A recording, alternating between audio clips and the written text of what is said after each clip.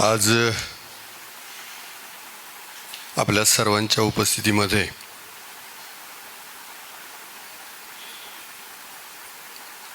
भाऊ एक प्रेरणागाथा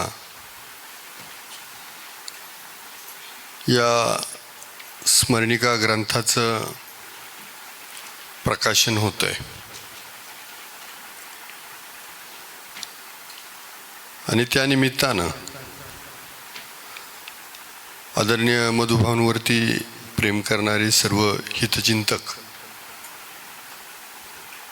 कदाचित तुम्ही टोकड्या माणसांना सांगितलं असेल, त्यामुळं ती टोकडीच माणसं इथं आलेत. सर्वांना सांगितलं असतं तर कदाचित तुमचं अभिनवचं ग्राउंड पण पुरलं नसतं. त्यामध्ये आदरणीय आमचे वैद्यकीय क्षेत्रातील गुरुवर्य आणि आपल्या सर्वांचे मार्गदर्शक आदरणीय डॉक्टर सुधीरजी तांबे साहेब,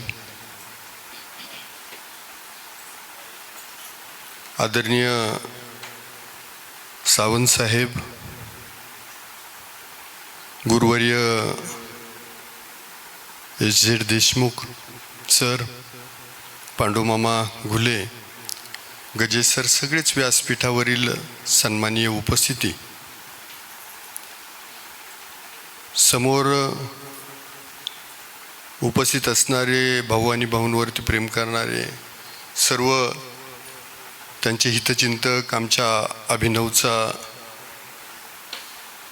जो काही स्टाफ आहे तो, शिक्षक वृंद, सर्वच कर्मचारी, उपस्थित मीडिया, आमचे राजूरहून आलेले आमचे सगळे तुमचे हितचिंतक आहे तसे आमचे हितचिंतक.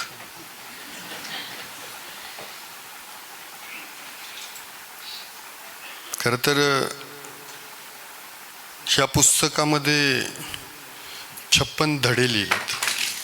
मी लेख म्हणणार नाही, ते धडे आहेत की प्रत्येकानं वेगवेगळा आयाम भाऊंचा लिहिला आहे. ते 56 धडे काय आहेत मला माहीत नाही, आणि 119च पान आहेत का ते मला काय माहीत नाही. कारण बाबासाहेबांच्या घटनेचा इतिहास लिहिताना असं काहीतरी सांगितलं जातं, या असं असं, तर मग नंतर त्यातलं कुणी टीचरनं सांगितलं हे असंच काय, तर मग आम्हाला कळू शकेल. पण जे काही आहे तर तो मला खात्री आहे की या पुस्तकातूनही भाऊंचा जीवनपट तुम्ही उलगडू शकले नसाल. जे तुम्हाला माहीत आहे ते, कारण भाऊनी काही ते सांगितलं नसेल, तुम्ही ज्या ज्या नजरेतून भाऊला पाहिलं असेल त्या नजरेतून सगळं या पुस्तकात आलं असेल. परंतु जेव्हा भाऊ तुम्ही बोलत होता तेव्हा तुमचा संघर्ष, आंदोलन, कारण तुम्ही कम्युनिस्ट पक्षातून तुमचा उदय झालाय आणि आमच्या नादी लागून तुम्ही शेवटला टिळा लावलाय. पण हरकत नाही, एस.झेड. देशमुख सर, त्यामुळे आपल्या जीवनाचं फलित झालं असं म्हणायला काही अर्थ. तर असा हा सगळा प्रवास आहे. पण ह्या जगात खरंच सांगू का भाऊ, तुम्हालाही माहिती आहे काहीच वाईट नसतं. जे जनकल्याणासाठी, या सृष्टीच्या कल्याणासाठी चांगलं चालतं ते सगळंच चांगलं आहे.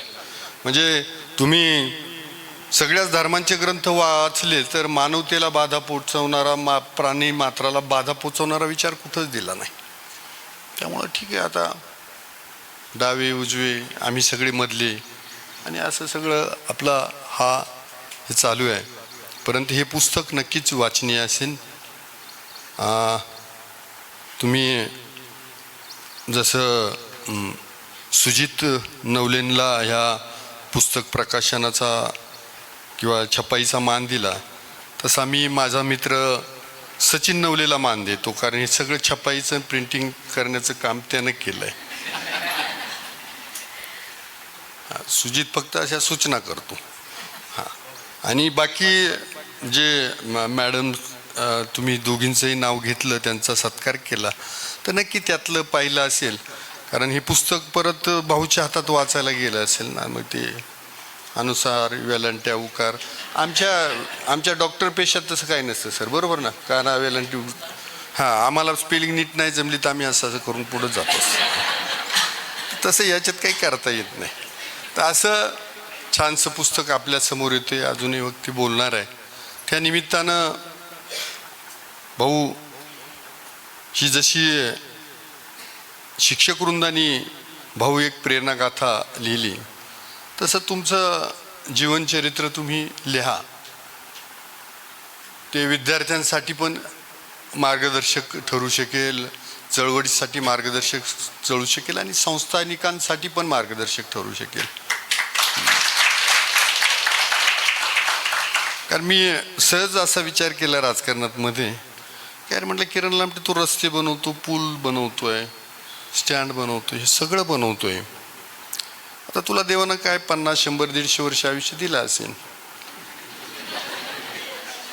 काय 150 वर्ष जगलो तर काही अडचण आहे का तुम्हाला? तुम्ही पण राहा पाहिला.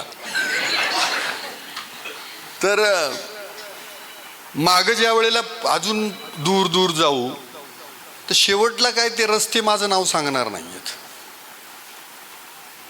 त्या बांधलेल्या छोट्या छोट्या इमारती काम नाही सांगणार, पण भाऊनी जे उभं केलंय, समजा हे अभिनव उभं केलंय, जे शिक्षणातून त्यांचे विद्यार्थी, तर ते असं दूर दूरपर्यंत कुठून मधुभाऊच्या संस्थेतून आम्ही बाहेर पडलोय. ते चमकणार आहेत तेव्हा सहज विचारलं जातं, अरे कुठलं तुझं पहिलं शिक्षण कुठं झालं, तर त्या अभिनवचं नाव आहे, ती मधुभाऊची संस्था, तुमच्या सगळ्यांची संस्था. तर हे खूप मोठं काम आहे. पहिलं कर्मवीर भाऊराव पाटील आणि त्यांनी संस्था काढल्या, त्यावेळेला ते इंग्रजीचं जास्त हे नव्हतं 5वी पासून.